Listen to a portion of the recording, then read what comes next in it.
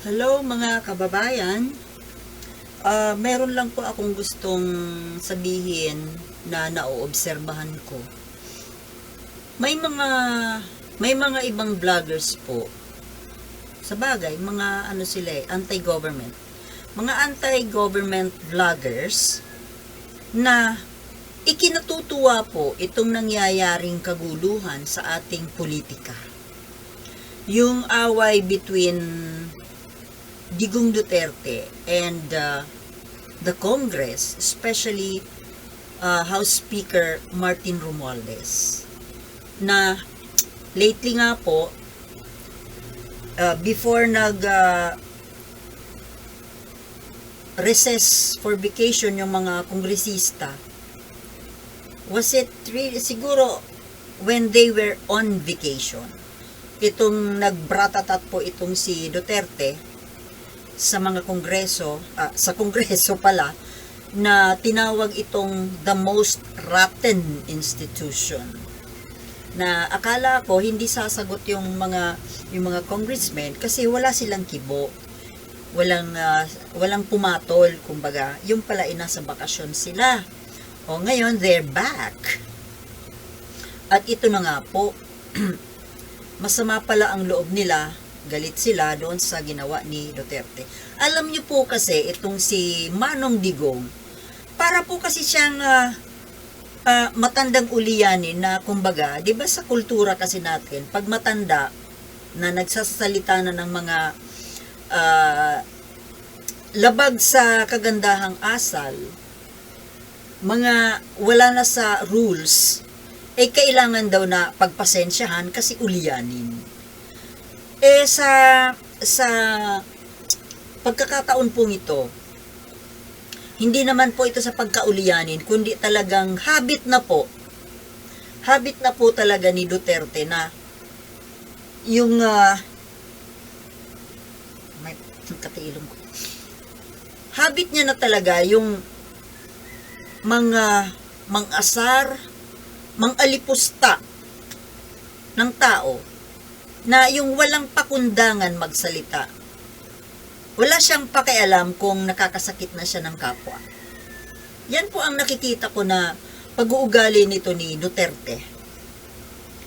Kaya kahit sinong matipuhan niya na pagsabihan, kasi the more na nagsasalita po siya ng mga masasakit, mga kabastusan, the more na nambabastos siya, para po kasing kinatutuwaan siya ng mga tao. Well, of course, not all. Pero marami pong natutuwa sa kanya na actually, namimiss nga po siya. Dahil sa ganitong kabastusan. Kaya tuloy po, namimihasa. Na, okay lang ako mambastos kasi kinatutuwaan eh. Ngayon nga, na, to the point na ultimo nga po si Bongbong Marcos noong kampanya, di ba? Kung siraan niya, ganun na lang. At tuwang-tuwa naman siya kasi Mr. Nice Guy kasi itong si Bongbong Marcos eh. Hindi kumikibo, hindi wala kang makikitang ano man. Na minsan nga po, nakakainis na yung ganun eh. Yung hindi ka man lang umaaray. Paminsan-minsan naman umaray kayo, Mr. Marcos. Hindi rin naman nakakatuwa yung gano'n na para bang kahit na subuan ka ng ipot okay lang. Para sa akin po hindi yun maganda. Parang tinatapakan po yung inyong pagkatao. Parang binabalahura yung inyong pagkatao at wala lang kayo magagawin. Hindi po yun maganda. Ewan ko para sa akin hindi ho okay yung gano'n. Kailangan naman po, bigyan naman natin ng konting respeto at dignity yung sarili natin, yung pagkatao natin, na kung tayo po ay binabastos o binabalahura, diba? Wag naman ganon. You're sending wrong signal. Na pwede pala, okay lang na ganon-ganunin ka. Now, actually, hindi naman yan ang topic ko na ngayon nga po, dito sa resumption ng session ng Congress, ay nagsalita na nga po yung ilang kongresista, at ito nga pong si Martin Romualdez ay nagsalita na nagulat yung iba, nagulat yung marami na, di ba, we were used to his nice guy behavior, yung kanyang silence, pa sweet. This time po,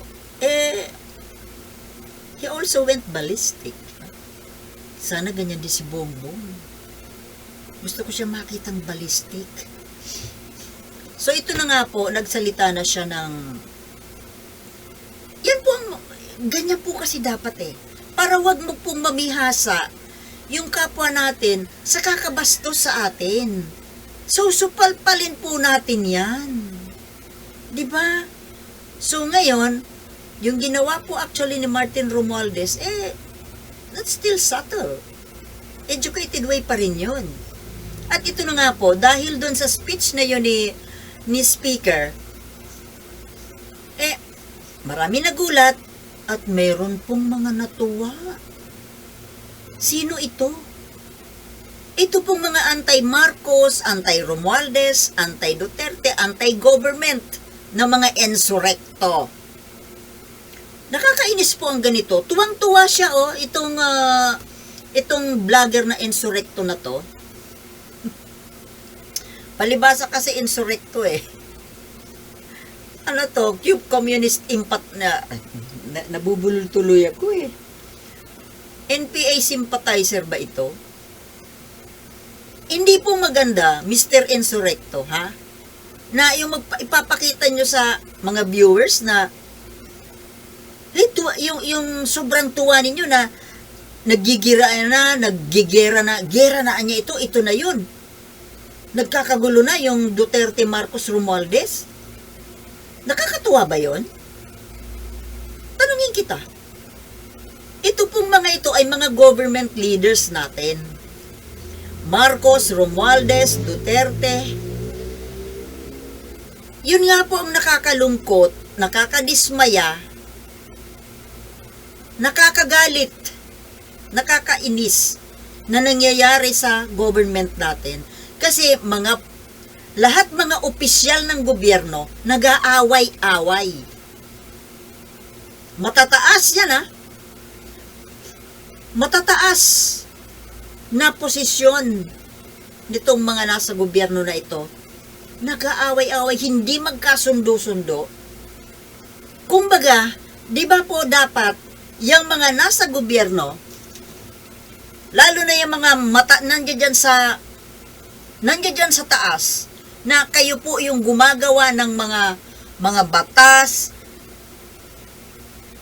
yung mga tungkol sa national, kasi hindi naman kayo mayor o governor lang hindi kayo barangay chairman, buong bansa po ang hawak ninyo.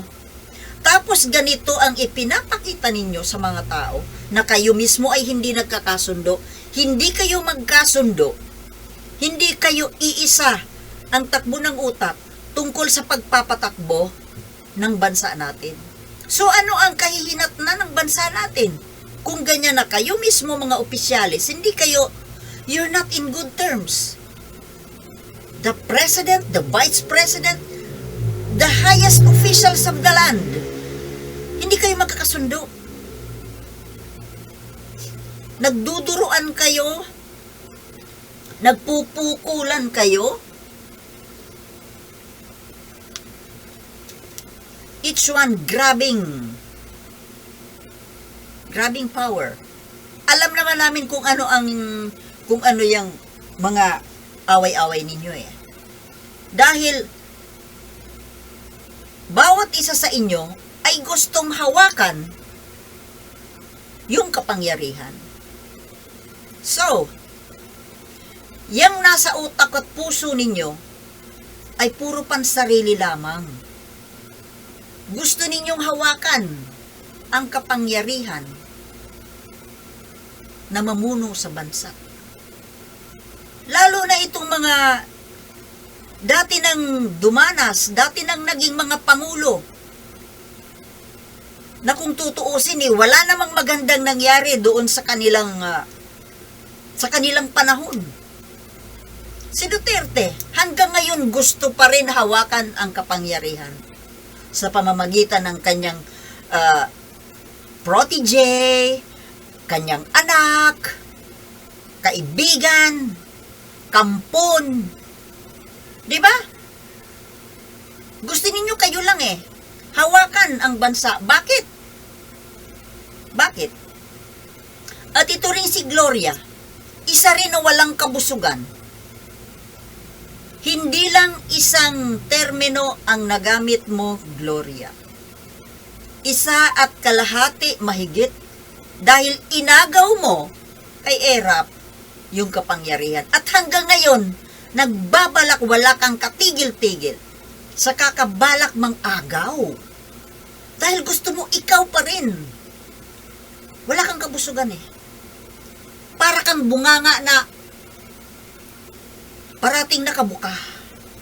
Nagaantay na may malagpak na butil ng pagkain. Hanggang ngayon nakanganga.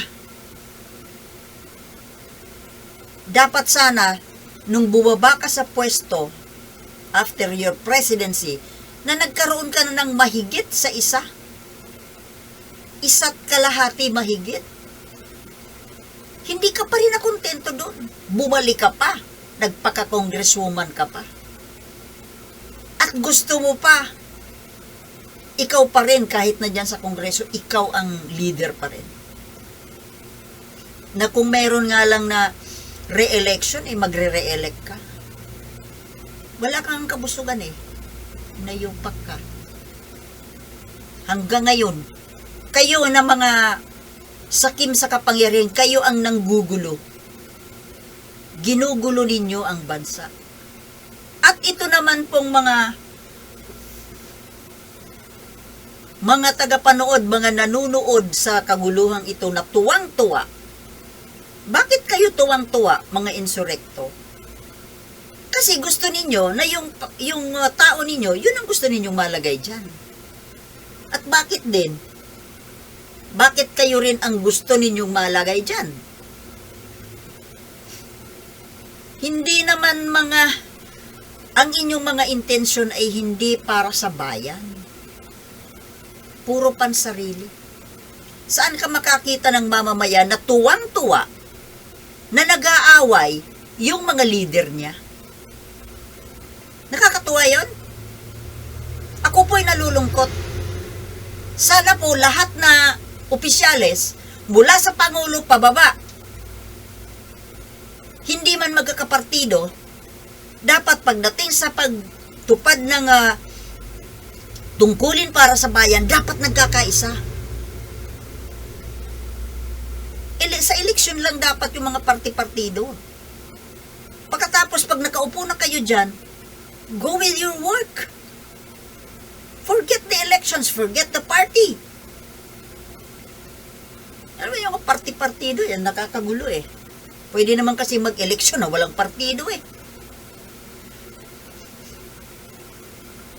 Naiinis ako dito sa taong to Sige, hayaan natin sila nagkakagulo. Tuwang-tuwa na mapanood na nag-aaway yung mga leader. Sira ulo. Isa rin na tumatanda ng paurong. Sa pangalan pa lang insurrecto. Bueno mga kababayan, hanggang dito na lang muna at kailangan ko na pong umiskiyarda. Thank you for watching and I'll see you in my next vlogs. Thank you very much and peace.